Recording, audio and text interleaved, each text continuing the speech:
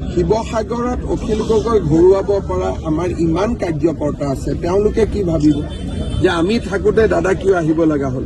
আমিতো আছোৱেই, দাদাৰ আমাৰ ওপৰত ভৰসা নাই নেকি? গতিকে আমাৰ শিৱসাগৰৰ ৫-৬জন কেণ্ডিডেট আছে, যোনে অখিল গগৈক মই ভাবোঁ এইবাৰ হৰুৱাব পাৰিব। গতিকে তেওঁলোকে যেতিয়া নিজেই পাৰিব, মই গৈ তাতে কিয় কষ্ট কৰিব লাগে? কাৰণ মই যদি তাতে যাওঁ, এতিয়াওতো মই শিৱসাগৰ চিনি নাপাওঁ ইমান ভাল কৰি।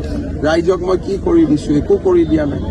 আকৌ ইলেকশ্যন জিকাৰ পিছত মই গুৱাহাটীত থাকিম, মই গৈ কি কৰি দিম? একো কৰিব নোৱাৰোঁ।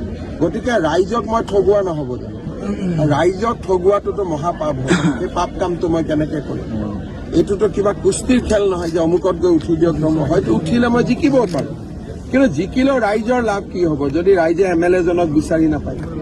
মোৰ ঘৰ তাতে নহয়, মোৰ পৰিবাৰ তাতে নাথাকে, পৰিয়াল নাথাকে, বিহুত যাব নোৱাৰিম, পূজাত যাব নোৱাৰিম, ৰাইজেতো বেয়াহে পাব। গতিকে ৰাইজে বেয়া পোৱা কাম বিজেপিয়ে নকৰে।